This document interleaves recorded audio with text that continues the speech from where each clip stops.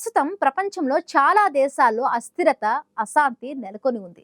దాదాపు ప్రతి దేశం తమ సరిహద్దు దేశాలతో వైరం పెంచుకుంటోంది.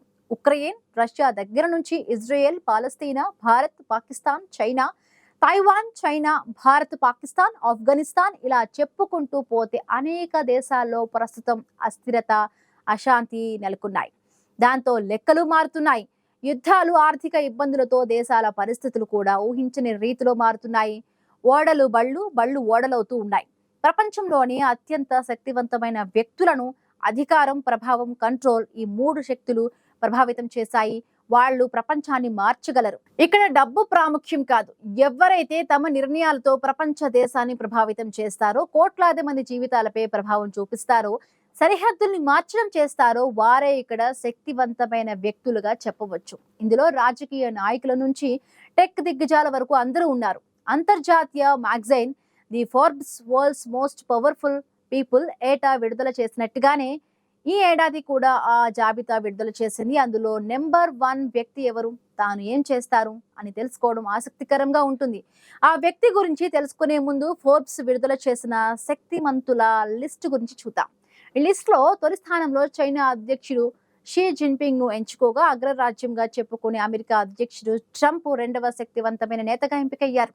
మొదటి నుంచి అమెరికా ఎకానమీ అతి పెద్దదిగా పేరు మోసింది. అమెరికన్ కరెన్సీ అయిన డాలర్ ప్రపంచ దేశాన్ని శాసిస్తోంది. అలాగే పలు కారణాల వల్ల కూడా ట్రంప్ రెండవ శక్తివంతమైన నేతగా ఉన్నారు. ఇక మూడవ స్థానంలో ప్రపంచంలోనే సంపన్నుడైన టెస్లా సీఈఓ, స్పేస్ ఎక్స్ అధినేత ఎలన్ మస్క్ ఉన్నారు. స్పేస్ ట్రావెలింగ్ నుంచి ఏఏ వరకు ఆయన సంస్థలు ఉన్నాయి. ప్రపంచంలోనే కుబేరుడిగా మస్క్ ఉన్నారు. 2025 నాటికి ఆయన ఆస్తుల విలువ $330 బిలియన్ ఉంది. బిజినెల్ ప్రపంచంలోనే మస్క్ ఒక తిరుగులేని వ్యక్తిగా ఉన్నారు. 4వ స్థానంలో భారత ప్రధాని నరేంద్ర మోదీ ఉన్నారు. ప్రపంచంలోనే అత్యధిక జనాభా కలిగిన దేశానికి ఆయన ప్రధానిగా ఉన్నారు. ఎకానమీ, ఆర్మీ పరంగా ప్రపంచంలోనే అత్యంత వేగంగా అభివృద్ధి చెందుతున్న దేశంగా భారత్ ఉంది. ఈ క్రమంలో ప్రధాని మోదీ ప్రధానిగా ఉండటం గర్వకారణంగా చెప్పవచ్చు. భారత నిర్ణయాలు ఆసియా ఖండాన్ని తీవ్రంగా ప్రభావితం చేస్తాయి. గ్లోబల్ లీడర్షిప్ లో ప్రధాని కీలక నేతగా ఎదిగారు. 5వ స్థానంలో federal reserve of United states CEO Jerome Powell ఉన్నారు. ద్రవ్యోల్బణం, ఎంప్లాయ్మెంట్, కరెన్సీ అంశాల్లో ఆయనకు ప్రాముఖ్యత ఉంది. 6వ స్థానంలో రష్యా అధ్యక్షుడు పుతిన్ ఉన్నారు.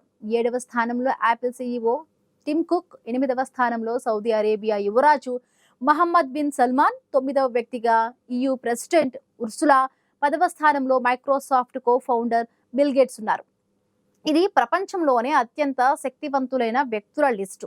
మొదటి స్థానం కైవసం చేసుకున్న Xi Jinping Chinese communist party general సెక్రటరీగా, పీపుల్స్ రిపబ్లిక్ ఆఫ్ చైనా అధ్యక్షుడిగా, ప్రపంచంలోనే అతిపెద్ద ఆర్మీలో ఒక్కటైన చైనా సైన్యం అధినేతగా ఉన్నారు. ఆయన పాలసీలు చైనానే కాకుండా ప్రపంచ దేశాన్ని ప్రభావితం చేస్తాయి. ఈ రోజుటి ఇన్డెప్త్ లో ఆయన గురించి పూర్తి వివరాలు తెలుసుకునే ప్రయత్నం చేద్దాం. అమెరికా, చైనా మధ్య వాణిజ్య యుద్ధం ఎంత తీవ్ర రూపం దాల్చినా ట్రంప్ బెదిరింపులకు జిన్పింగ్ ఏనాడు బెదరలేదు. పైగా చూసుకుందాం రమ్మంటూ సవాలు విసిరారు. నువ్వెంత అంటే నువ్వెంత అంటూ సమాధానం ఇచ్చారు. ఆ అక్కసుతోనే ప్రస్తుతం చైనా నుంచి దిగుమతయ్యే వస్తువులపై అదనంగా 100% సుంకాలు విధిస్తున్నట్టు అమెరికా అధ్యక్షుడు డొనాల్డ్ ట్రంప్ సంచలన ప్రకటన చేశారు. అంతేకాకుండా చైనా అధ్యక్షుడు షీ జిన్పింగ్ తో జరగాల్సిన కీలక సమావేశాన్ని రద్దు చేసుకుంటారని తీవ్ర హెచ్చరికలు జారీ చేశారు. ఈ పరిణామంతో ప్రపంచ మార్కెట్లలో ఒక్కసారిగా ఆందోళన నెలకొంది.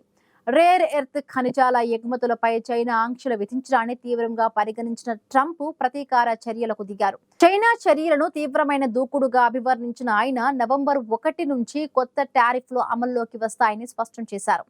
కేవలం టారిఫ్లే కాకుండా అమెరికా నుంచి చైనాకు ఎగుమతి చేసే అన్ని రకాల కీలక సాఫ్ట్వేర్లపై కూడా నియంత్రణలు విధిస్తున్నట్టుగా తన ట్రూత్ సోషల్ ఖాతాలో వెల్లడించారు. ప్రపంచవ్యాప్తంగా స్మార్ట్ ఫోన్లు, ఎలక్ట్రిక్ వాహనాల నుంచి సైనిక పరికరాల తయారీ వరకు రేర్ ఎర్త్ ఖనిజాలు అత్యంత కీలకం. వీటి ఉత్పత్తిలో చైనా ఆధిపత్యం చెలాయిస్తోంది. ప్రపంచంలో ఉన్న ఖనిజ నిల్వలలో 40% నిల్వలు చైనాలోనే ఉన్నాయి.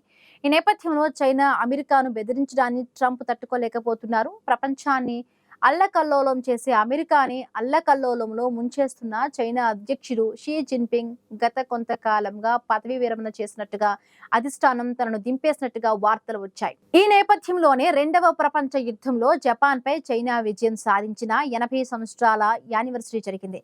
ఈ సందర్భంగా చైనా అభివృద్ధి పరిచిన కొత్త ఖండాంతర బాలిస్టిక్ క్షిపణి, హైపర్సోనిక్ ఆయుధాలను మోసుకెళ్లే రోడ్ బౌండ్ మిసైల్, లేజర్ ఆయుధం, రోబోటిక్ డాగ్ డ్రోన్లతో సహా కొత్త ఆయుధాలను ప్రదర్శించారు.